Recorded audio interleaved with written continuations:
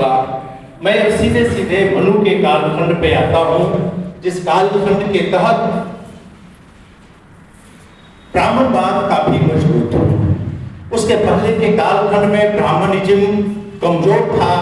वैश्यों और गृहपतियों के द्वारा उसे हाशिए पे ढकेल दिया गया था। मनु सामंतवाद के सिद्धांतकार के तौर पे मनुस्मृति और बाद में याज्ञवल्क्य, विष्णु, नारद जैसे सामंतवाद के सिद्धांतकारों ने बहुत विस्तार में सामंतवाद के पक्ष में रचनाएं उपलब्ध कराएं और एक तरह से सिद्धांत के तौर पर सामंतवाद को स्थापित किया। मनु ने उत्पादन के क्षेत्र में दास प्रथा का विरोध किया, क्योंकि वो गृहपतियों और क्षत्रियों के पक्ष में जाता था। लेकिन सेवा के क्षेत्र में मनु ने दास को अलाउ किया, कहा कि यहाँ पर उनकी जरूरत है। बाद में गृहपतियों और धनपतियों को कमजोर करने के लिए दासों के पक्ष में बहुत सारे सिद्धांत मनु और दूसरे ब्राह्मणवादी सिद्धांतकारों ने पेश किया, जिसके ऊपर गौर किया जाना चाहिए। और एक महत्वपूर्ण बात यह है कि आमतौर पर हम ब्राह्मणवाद की आलोचना करते हैं, लेकिन अभाववादी तरीके से यह आलोचना इसलिए होती है क्योंकि हम ब्राह्मणवाद की ताकत के ऊपर हम गौर नहीं कर पाते। ब्राह्मण ने आज के हिंदुवादी संगठनों की तरह कई तरह के रिफॉर्म किए, और क्योंकि उनका प्रिंसिपल कॉन्ट्राडिक्शन उस समय गृहपतियों से, धनिक किसानों से, वैश्यों से था, जिन्हें लोग केंद्रीय सत्ता के आधार थे।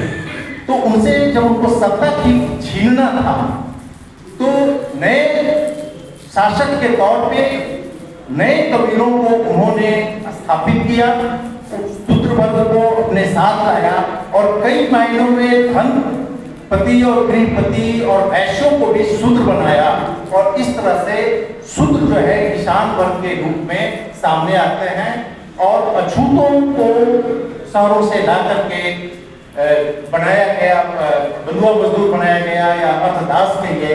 और इस तरह से गुप्त काल से लेकर पूर्व मध्यकाल में सामंती समाज का एक सामाजिक आधार बना।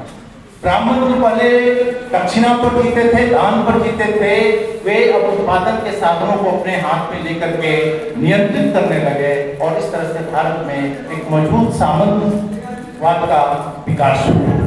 एक चीज जो प्रसंग छूट गया, मैं खास तौर पे कहना चाहूंगा कि ईसा के 6वीं शताब्दी के आसपास जब गृहपतियों का जनपद से विकास हुआ और महानगर विकास करने लगे, दस्तकारी और व्यापार का केंद्र जब नगर बने, तो नगर की व्यवस्था की एक समस्या है कि साफ कौन करेगा, नाली कौन साफ करेगा। के लिए जो पिछड़े कबीले थे उनको लाकर अछूत बस्तियों के रूप में नगरों में बसाया गया। इसे इस बात पर खास तौर पे गौर करना चाहिए कि अछूत का जो हमारे यहाँ एक समाज बनाया गया, जिनको नगर से बाहर बसाया गया, वो नगरीय सत्ता का देन है।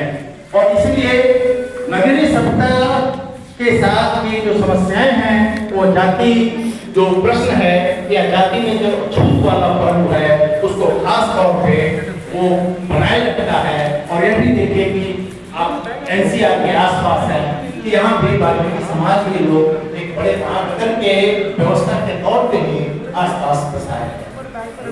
मित्रों, मैं सामंतवाद के बाद थोड़ा सा मैं ये जो अरब और तुर्क लोग आए और दिल्ली सल्तनत के तहत जो नई सत्ता का परिवर्तन आया और हिंदू राजाओं को जो बेदखल किया गया, जिसे प्रोफेसर मोहम्मद हबीब जैसे इतिहासकार ने नगरीय क्रांति का की संज्ञा दी।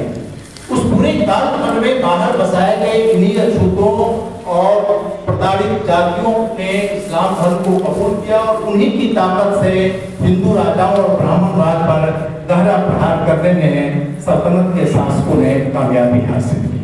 उसके बाद मुगल काल में ब्राह्मणिज्म के साथ एक तरह से कॉम्प्रोमाइज किया जाता है। बाबर से लेकर के जितने भी लोग हैं उनमें हमें कॉम्प्रोमाइज करने की पाते हैं और राजपूतों के साथ या दूसरे शासकों के साथ कॉम्प्रोमाइज होता है, एक रिफॉर्म का फॉर्म रहता है।